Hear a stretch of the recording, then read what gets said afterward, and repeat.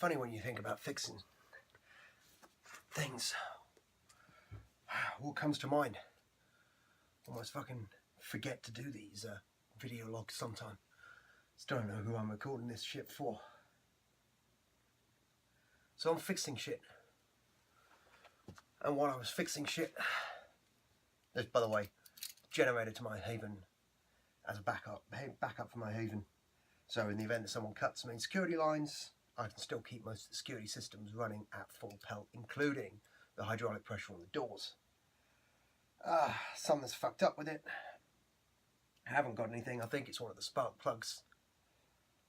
Going to be opening it up in a minute. Just checking some of the nuts. And as I was sitting here, it fucking occurred to me. This is such fucking old, empty habit. I mean, look at me. I'm using a torque wrench. I'm so fucking strong, I could pull any one of these screws off. I could pull this machine into tiny fragments. I could grind it into iron filings with my fists if I wanted to.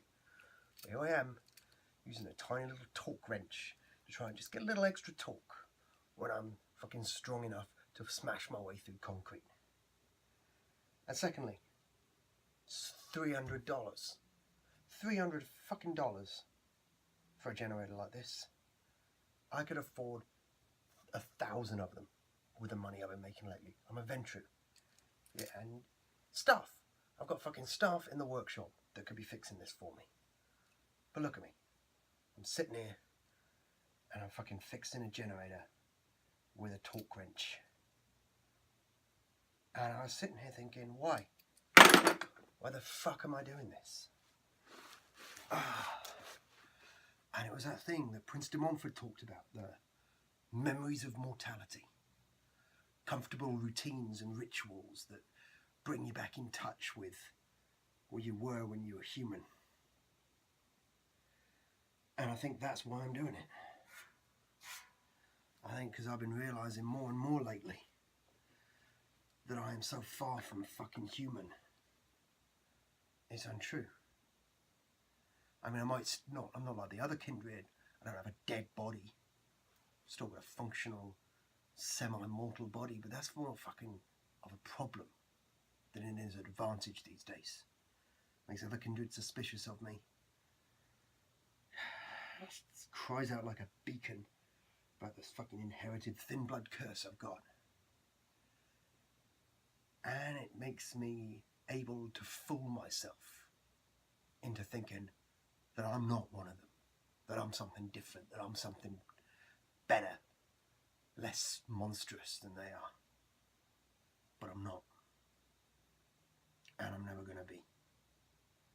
And I'm only going to get more monstrous as the years roll by. So, went to the gathering of kindred this month, and the fucking seneschal's disappeared.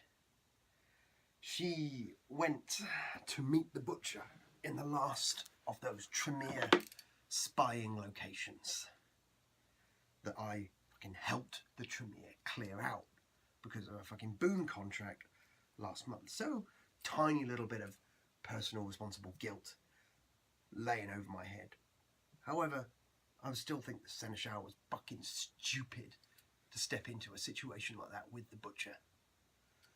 So, I get a call from one of Judith's team telling me that the emergency protocols have been active and that Miss Roman has not been heard from in 30 days.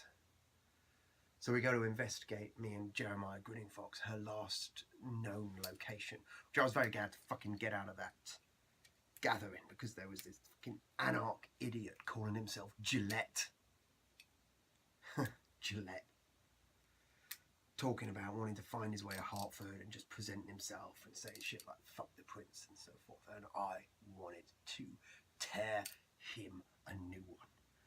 Restrain myself, fucking idiot, mouthing himself off to all these Camarilla elders. Walked out of there okay though, somehow. Walked out of there okay. Nobody fucking heard him. Probably because I wasn't there. because I would have put some fucking serious hurt in him. But Jeremiah and I went to investigate this mess that the Tremere had left in Branford, and some kind of massive mystical event had literally sucked the entire cafe and house out of our reality. The Tremere think Judith and the Butcher are dead, that the Butcher brought some kind of artifact into their spying station and annihilated them both. But Grinning Fox doesn't believe that. He thinks something else has happened. He told me that even the spirit realms, the astral plane and the Shadowlands, whatever the fuck they are, where the ghosts reside, and astrally projected beings. I don't know.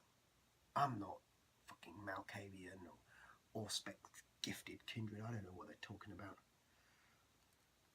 But this entire building was gone. So now we're without a seneschal. We have no one to temper the prince, which is what she did, because the prince is a pretty wrathful individual, and he can be pretty brutal, and I don't say he's wrong in managing that, but it's always good to have that balancing force against a leader. De Montfort didn't have that. Look what the fuck happened to London. So no trace of the seneschal. Try as we might. Had to speak with that Tremere that actually pulled the boom contract on me last time, and had to make it look very obvious that I didn't know him so that Grinning Fox didn't get suspicious. But Grinning Fox, fortunately, was too distracted by events around him to be aware of what was going on. I don't know if I'm partly to blame for what happened there. Can't let anyone find out the shit that I did. I don't think that Tremere are going to talk, though, and no, Mr. Bradshaw's not going to talk either. He's got that boon over him, and he knows the value of discretion. So anyway, we get back to the gathering, and we find out that there's been some interesting goings-on with the prince in some negotiations with members of the Alliance, and the sheriff abruptly grabs me and tells me that him and I and Mr. Bradshaw have some investigation to do, and we're taking my car. So, fuck, it's the sheriff. Sheriff tells you what. Sheriff tells you you're going with him. You go with him. Now, I still am very unsettled by the sheriff. He's just so fucking cold. Just doesn't seem to give a shit about anything. Doesn't get head up or angry. And it just doesn't seem very bourgeois. Not from the bourgeois I've met. He just lacks that passion that most bourgeois have. But, you know, stereotypes are stereotypes. I guess there's a reason he's like that. But we start investigating these addresses around town. And it turns out these addresses are addresses that belong to the Toreador Primogen, Malcolm Duvarney. And it seems that the sheriff has some particular grudge against the Toreador Primogen, or at least suspects them of some kind of meddling, but the sheriff played his cards so fucking close to his chest he wouldn't tell me a fucking thing. And so we get to one of these locales, and I shut down the Nest cameras and the Wi-Fi's in the area, and the sheriff goes up to investigate the building, and some fucking neighbourhood watch guy turns up. Obviously, they're watching this empty house of Duvarney's, probably an employee of Duvarney's in some way or another. And he starts to get out of the car, and he starts to get into a bit of an altercation with Mr. Bradshaw, and we get back into my car, getting ready to go. And all of a fucking sudden, I don't know what the fuck happened, this guy just screams, and it's like the life just fucking drained out of him, like his skin just shrunk, his whole body just sort of withered away into fucking nothing, and he died like a desiccated corpse. I've never seen shit like that. So there was some weird fucking magic juju going on there. There's something that definitely Duvernay's involved with. If there's shit like that going on around his property, he's got some kind of Tremere connection. He's got some kind of necromantic connection. Whatever the fuck that was. Although he claims later on to have no idea what happened. He didn't know why that happened. So he claims his innocence as well, but I don't know. I do not know.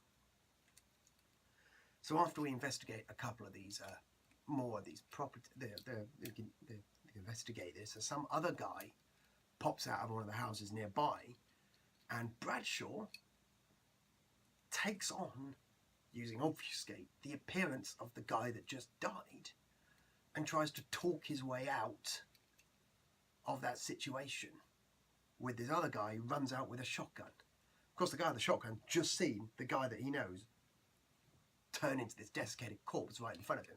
So he's not fucking having any of it. So he starts screaming at Bradshaw, and then he just starts screaming and running.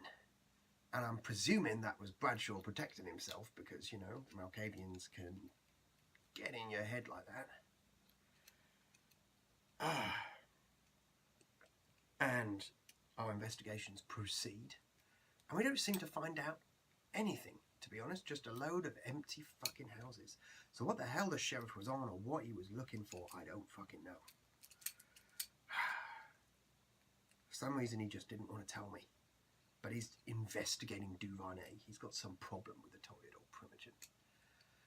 And then we get back to the gathering, and it turns out that the Nosferatu, known as Kingpin, has managed to locate a gathering of cryptic followers. And he gives me this DVD that apparently had been played at one of the gatherings. And he said that something in there drove all the people who were cryptic fans into a frenzy. And I watch this DVD, sit down, get my laptop out, I look at this DVD, and it triggers me.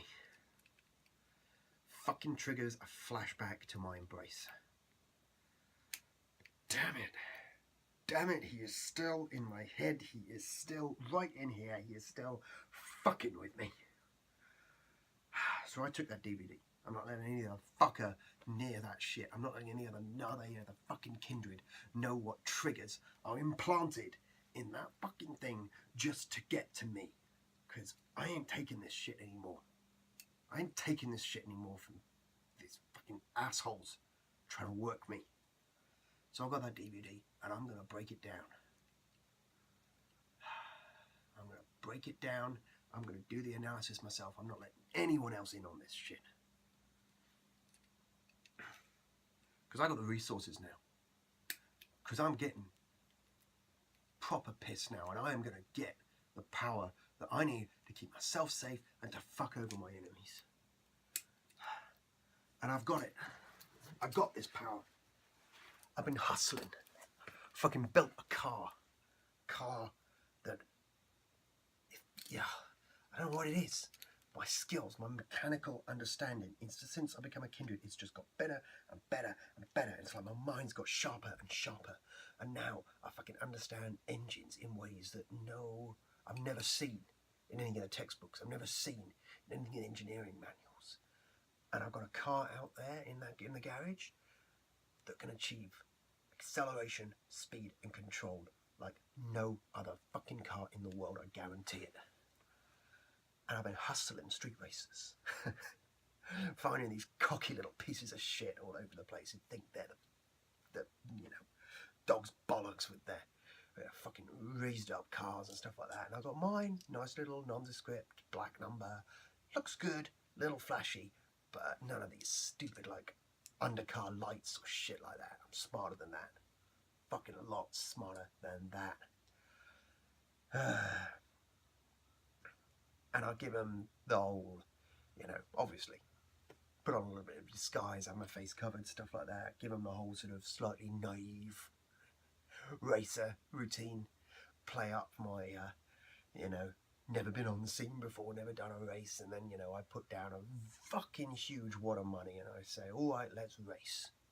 And then I fucking beat the shit out of them because they can't beat that car and they can't beat me.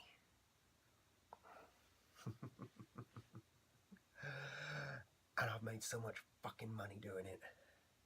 And I've had Jeremy Weston, that ghoul that Prince de Montfort directed me to help the investments experts. And he's channeling my money into the right kind of funds.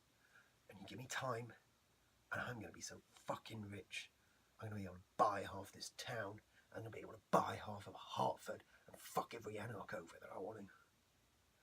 I'm going to do it the Ventru way. Tried doing it the bourgeois way. Tried beating the crap out of myself. Almost lost myself to the beast. So I'm doing it the Ventru way now. I'm going to find Cryptic. I'm going to find the anarchs. I'm going to find the razors. And I am going to put so much pressure on them that they'll have to come out in the open. And then I'm going to rip them a new one. So, I got a lot of work to do. I got an empire to build. I got power to accumulate. Fuck yeah.